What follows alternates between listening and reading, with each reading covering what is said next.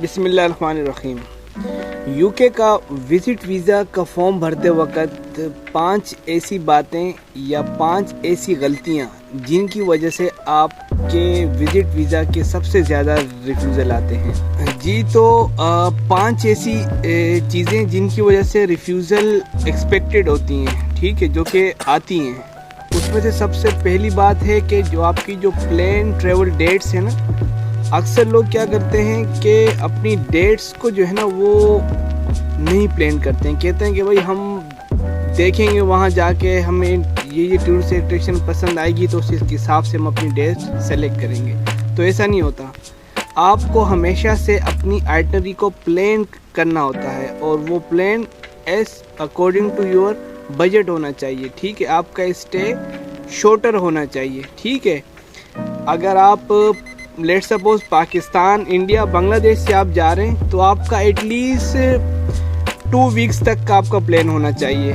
और अगर आप यूरोप के किसी और कंट्री से यूके जा रहे हैं तो आप एटलीस्ट अंडर 1 वीक आप लिखें तो ज़्यादा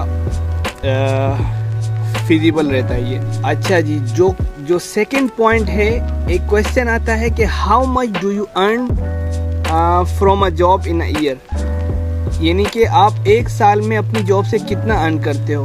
इस सेक्शन में आपको वही अमाउंट लिखना होता है कि जितना आप प्रूफ कर सकें थ्रू डॉक्यूमेंट। ऐसा ना हो कि आपके पास उसका प्रूफ ना हो और एक आप अमाउंट लिख दें, तो इस वजह से भी यूके वीज़ा की रिफ्यूज़ल होती है। अच्छा जी, एक और क्वेश्चन आता है कि do you have another income और सेविंग, ठीक है। तो इसमें बहुत सारे लोग कर देते हैं स्ट्रेट नो, जबकि आपको इसमें स्ट्रेट नो नहीं करना चाहिए। आपको इसमें सेविंग्स रखनी चाहिए कि हाँ भाई मेरे पास इतनी सेविंग्स हैं, मतलब आपके अकाउंट का जो क्लोजिंग हो बैलेंस वो आप लिख दें कि भाई ये मेरी सेविंग्स हैं।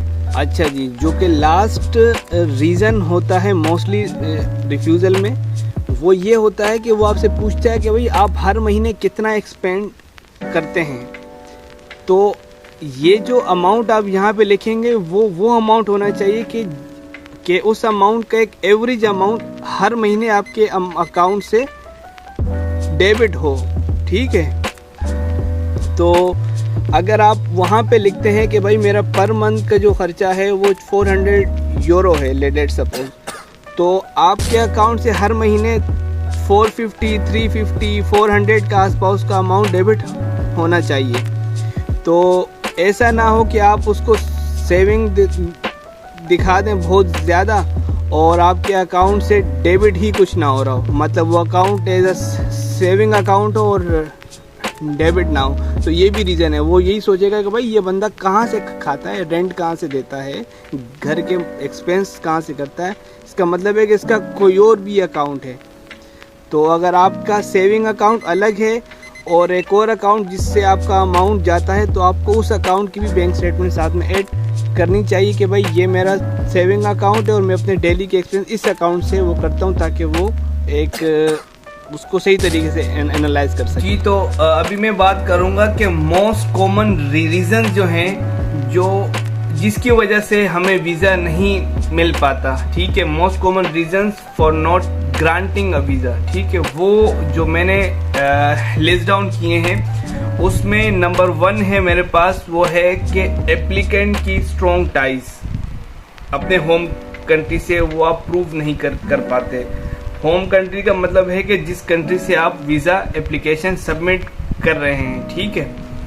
नंबर 2 पे जो मैंने रखा है वो है source of fund is not clear, ठीक है। आपका सोर्स ऑफ फंड जो है जहाँ से आपके पास अमाउंट आ रहा होता है वो क्लियर नहीं होता। तो ये one of the common reason है कि जिसकी वजह से आपको वीज़ा नहीं मिल पाता। पर्पस ऑफ विजिट जो आप लोगों का होता है वो क्लियर नहीं होता, ठीक है। जो पर्पस ऑफ विजिट आपका जब क्लियर नहीं होगा, मोटिव आपका क्लियर नहीं होगा किसी भी कंट्री जाने के लिए, तो वो वीज़ा ऑफिसर ये सोचेगा कि भाई ये बंदा गड़बड़ है। और जो फंड्स आपने ट्रिप के लिए मुख्तस किए होते हैं, ठीक है, वो प्रैक्टिकल अमाउंट नहीं लिखते हैं आप, ठीक है। तो जो सोर्स ऑफ फंड है आपका वो भी ठीक होना चाहिए, और जो अमाउंट आपने उस ट्रिप के लिए रखा है it has to be a practical amount, ठीक है। और उसके बाद आपका जो पर्पस ऑफ विजिट है वो आपका with in a scope of visit होना चाहिए, ठीक है। ऐसा नहीं है कि आप कह रहे हैं कि भाई मैंने एक हफ्ते यूके जाना है, उस एक हफ्ते में मैंने 2 दिन इंग्लैंड में रुकना है, फिर बाकी 2 दिन आपने स्कॉटलैंड जाना है, मतलब यूके की बिल्कुल साइड वाली जो है टेरिटरी, वो बोले भाई एक हफ्ते में ये थक जाएगा, ये विजिट कैसे करेगा, ये क्या कर, मतलब आपका विजिट जो है ना वो ठीक हो, प्लान आपका ठीक होना चाहिए भाई। अच्छा जी, जो मैंने रीज़न लिखा है इसमें कि आपकी होम कंट्री या रेजिडेंट कंट्री से जो आपका स्ट्रॉन्ग टाइज हैं वो हम किस तरीके से डिफाइन कर सकते हैं। तो नंबर 1 आपके पास आ जाता है, उसमें है आपका फैमिली टाई, ठीक है, जो कि आपके पास आपका फैमिली रजिस्ट्रेशन सर्टिफिकेट होता है। नंबर 2 पे मैंने उसमें रखा है आपकी फाइनेंशियल टाइज, ठीक है, कि आपके अकाउंट में जो अमाउंट है वो इतना अमाउंट होगा कि, और वो अमाउंट आपने कब से इस्टेब्लिश करना किया है स्टार्ट, ठीक है। यानी कि जब आप बैंक से बैंक स्टेटमेंट लेते हैं तो वो आपको साथ एक मेंटेनेंस सर्टिफिकेट भी इशू करते हैं, जो कि वीज़ा ऑफिसर को ये कन्विंस करता है कि भाई ये बंदा, इस बंदे का अकाउंट इतने टाइम से है और ये बंदा वापसी आएगा, ये उसका बैंक है और सारी चीज़ें हैं, उसका बिजनेस है। नंबर 3 पे जो मैंने रखा है वो है प्रोफेशनल टाइज, ठीक है।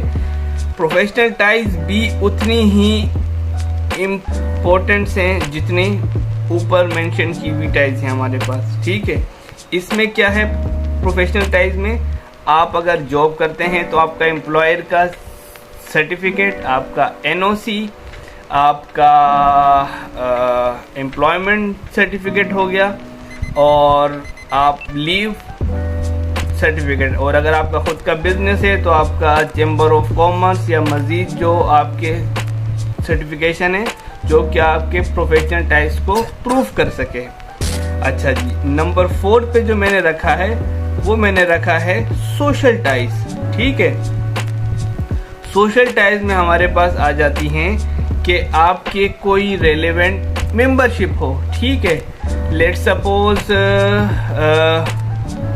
कोई भी सोशल टाइज में जैसे कि चैम्बर ऑफ कॉमर्स आ गया, वो एक बेसिकली आपकी सोशल टाइज में आ जाती है।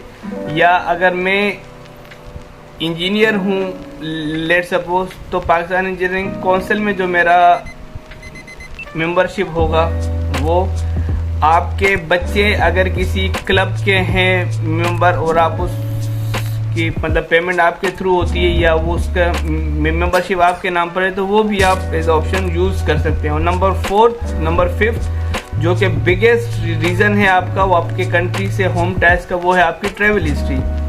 जब आपके 4-5 कंट्रीज़ की ट्रैवल हिस्ट्री होगी तो वो हर बंदा, ये वीज़ा ऑफिसर यही समझेगा, हाँ भाई ये इस ममालिक गया है और ये वापसी आया है, इसका मतलब है इसकी कंट्रीज़ में इसके एसेट्स हैं जिसकी वजह से ये वापसी आएगा। तो ये 5 रीज़न हैं जो कि प्रूव करता है कि ये आपके होम कंट्री से या आपके रेजिडेंट कंट्री से आपके स्ट्रॉन्ग टाइज हैं। अच्छा जी, पर्पस ऑफ विजिट पे मैं एक बात ये करूँगा, मेरे एक जानने वाले हैं, उनकी सिस्टर हैं यूके में, ठीक है। उनको सिस्टर ने इनवाइट किया कि भाई आप हमारे पास आ जाओ। एप्लीकेशन फॉर्म भरते वक्त उसने लिखा कि मेरी पर्पस ऑफ विजिट सिस्टर से मिलना है, लेकिन अगर मुझे वीज़ा मिला तो मैं स्कॉटलैंड भी जाऊंगा, मैं जो है ना यूके में ये भी करूंगा, या यहाँ भी घूमने जाऊंगा, वहाँ भी घूमने जाऊंगा। तो आपका जो रीज़न है वो आपका मोटिव ही सही नहीं है भाई। आपने फैमिली के पास जाना है, उसके अगर आपको मिला तो आप ये भी करोगे, वो ये क्या बात हो गई। तो तभी मैं कहता हूँ कि आपका जो स्कोप है, जो आपका मोटिव है, वो बिल्कुल क्लियर होना चाहिए।